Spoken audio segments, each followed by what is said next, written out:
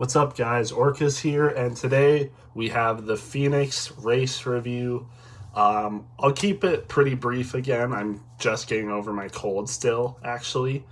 Um, it's been going on for a while now, but it's getting a lot better. It's been better since Friday, but still lingering, but it's good. It's a lot better now.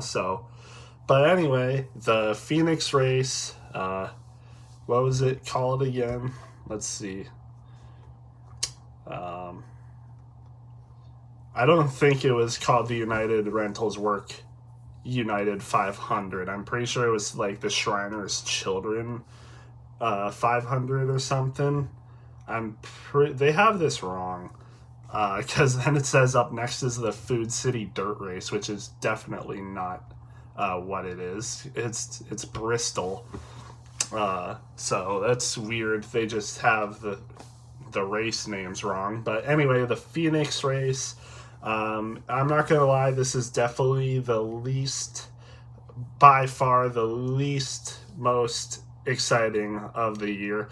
Don't get me wrong, there's still a good amount of stuff that I liked about it, but overall, it was just kind of boring. To get started though, it didn't take long to have a caution. Again, for the fourth race in a row, we had a caution, and unfortunately, Austin Cindric got the worst of it and was taken out of the race. Cindric, I kind of knew it from the start. I don't think it's going to get any better for Cindric either. I'm pretty sure I have him finishing in the bottom of the point standings for the entire year, so unfortunate for Austin Cindric, but it's kind of to be expected. And in that wreck as well, Austin Dillon was wrecked in it as well, and he's not had a good start either. Ended up being multiple laps down because of the repairs that he had to do. Just not a great race for him. And then it was Reddick that won stage one. Gibbs, Hamlin, and Reddick looked really good to start the race. And well, they also finished good. All of them, I think, ended up finishing in the top 10 still, so that's good for them. But I'll actually talk about the winner, of course, actually. Christopher Bell won this race. Not very surprised at all. He was running good from the very beginning. Didn't have a good qualifying, but you could tell by his car that they were going to run good. And I didn't watch practice, but apparently Christopher Bell was one of the best cars in practice, and the broadcasters knew it. So I wasn't surprised, and neither were they after hearing that information. He was not, again, like I said, he wasn't very impressive in the first stage, but then he came around. He didn't win the second stage. I forget who won the second stage. Let me think for a second. Was it Bell that won stage two? I don't think it was. Oh well. I don't know who won stage two, but you know, it wasn't bad. It wasn't a bad race. It just was really average. I'm trying to look. I don't think it was Hamlin, but I mean, that just goes to show how much of a boring race it was. It wasn't terrible, like I said. Just very forgettable. Like, there's a lot of stuff about this race that's forgettable, but what's not forgettable was how good the Toyotas ran this race. The Toyotas were really good this race. In fact, they make up more than half of the top 10 finishers of this race. So, yeah, they were good this race. They always ran good. I should talk about Byron and Elliott because they were running up top, but for some reason well, I'll get to stage 3 now, but they were running really good. And then a ton of cautions came in stage 3 after the restarts, and they just ended up in the back. I don't know what happened.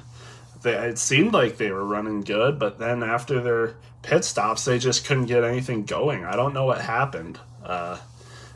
Either everyone just got their cars figured out and the Hendrick cars stayed the same, or I don't know, because none of the Hendrick cars ran particularly well. Larson had the best finish in 13th, I believe. So I don't know why they were bad. But, it happens sometimes. Hendrick, not a good race today, even though a lot of them were favorites to win the race. Chase Elliott and William Byron finished the top 10 in qualifying, third and fourth, I believe. So I don't know what happened with them, but that just happens. I will talk about RFK, though, because they ended up finishing really well. Chris Buescher had a second place finish, and Brad Keselowski had a fourth place finish. So good for them.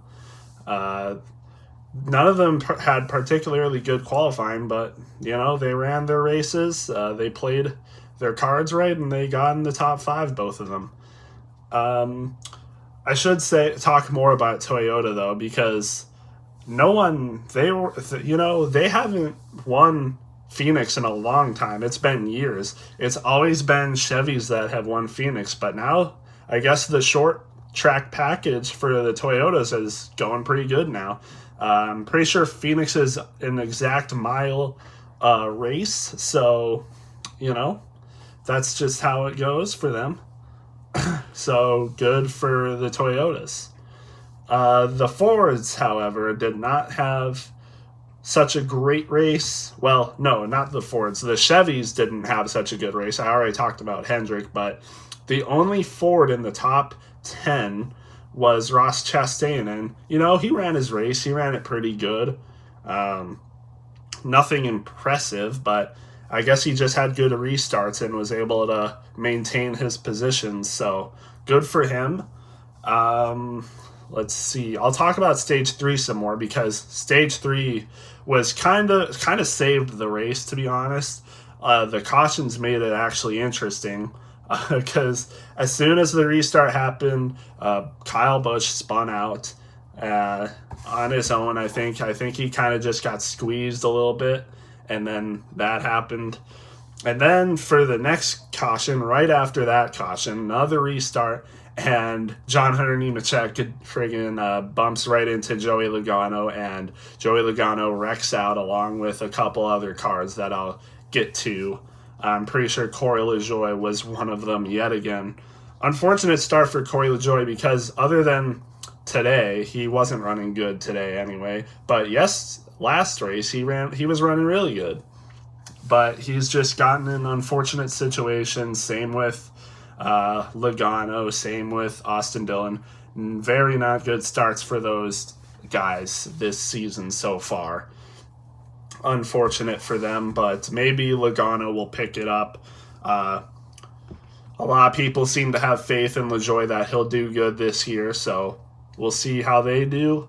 But after that, then we had Denny Hamlin, who was a very good contender for the win. Just got loose off one of the corners and almost took Tyler Reddick with him, but he just got loose and spun out, unfortunately. And yeah, that's just how it goes sometimes. Denny Hamlin hasn't had the best luck either. Even though he's had good finishes, a lot of stuff has prevented him from getting even better finishes, whether it be pit stops or just spinning out. It's just unfortunate for him, but he's still good, still doing a lot better than Logano. But a lot of people still had good finishes despite bad things happening to them. Christopher Bell, the race winner, had a bad pit stop and ended up going very far behind again, and he still made his way back up. He went from 20th off a restart to 11th, and after that it was smooth sailing for him.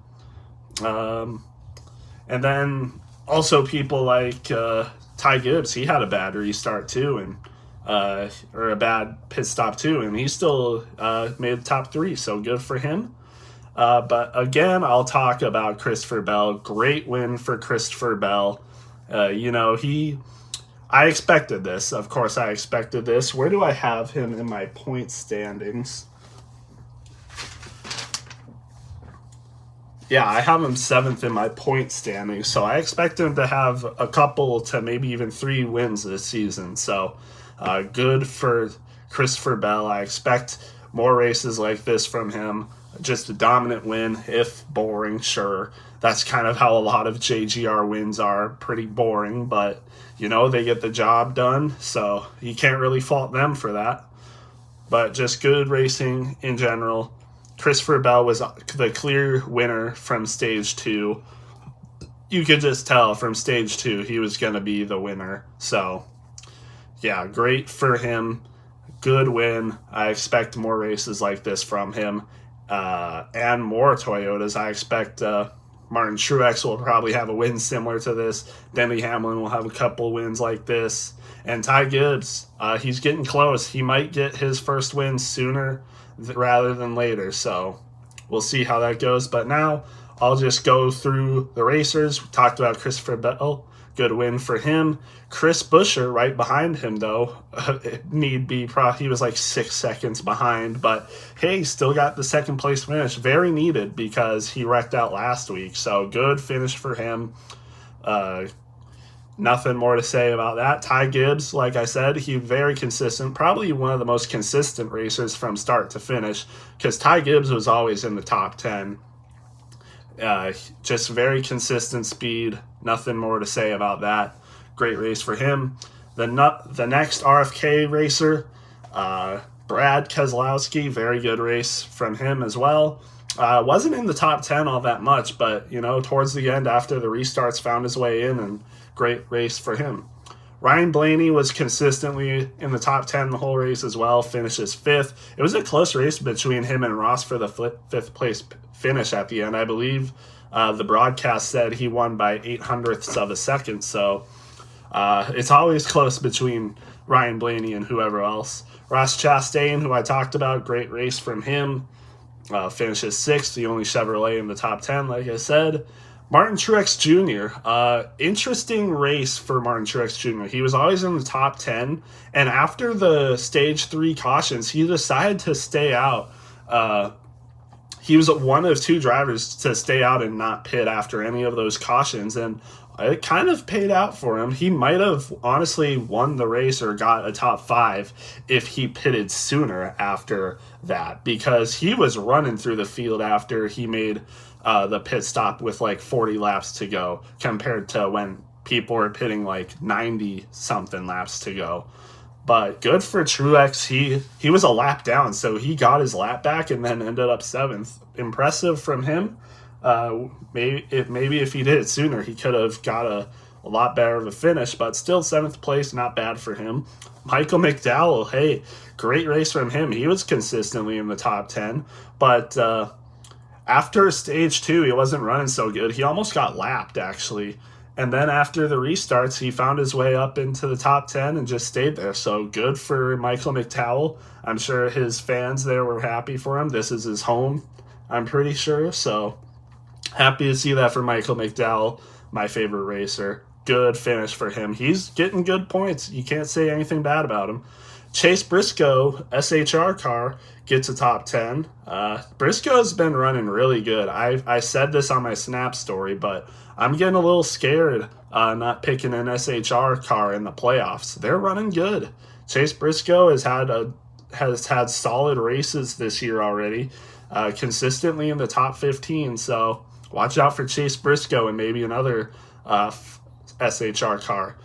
Tyler Reddick, it looked like he was going to win this race, but just unfortunate for him.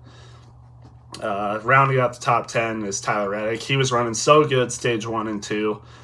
Just unfortunate the restarts kind of screwed him and was unable to make it back up, unlike Christopher Bell, who just had the absolute blinding speed. Denny Hamlin finishes outside the top 10. It looked like he was going to win the race as well, but unfortunate with that spin and some pit road stuff, just didn't get there. Noah Gragson with another solid finish, top 12. He was running in the top 10 for a lot of the day too. It just kind of came down to the end, just had a couple cars pass him at the end. Pretty sure it was only Tyler Reddick and Denny Hamlin that really passed him, and Martin Truex, who just was elite. But Noah Gragson, another good finish. So 2 SHR cars in the top 15. A lot of people are counting these guys out, and this is why I'm saying I'm starting to worry about not putting an SHR car anywhere near the playoffs. In fact, I think the closest driver I have is Chase Briscoe, and he's like 19th in the point standings for me. But at this rate, they might make it. One of them might make it in off points, so we'll have to see. Daniel Suarez finished 13th. Not bad finish from him. Kyle Larson, the best finishing Hendrick driver. Just unfortunate for Hendrick. Did not have a great race. Kyle Larson, best person here. He's won this track before. Just, unfortunate restarts kind of screwed everyone over. I think everyone started implying different strategies. So unfortunate for him. Carson Hocevar rounds out the top 15. Another good race for Hocevar. He was running really good. He made the top 10 in qualifying.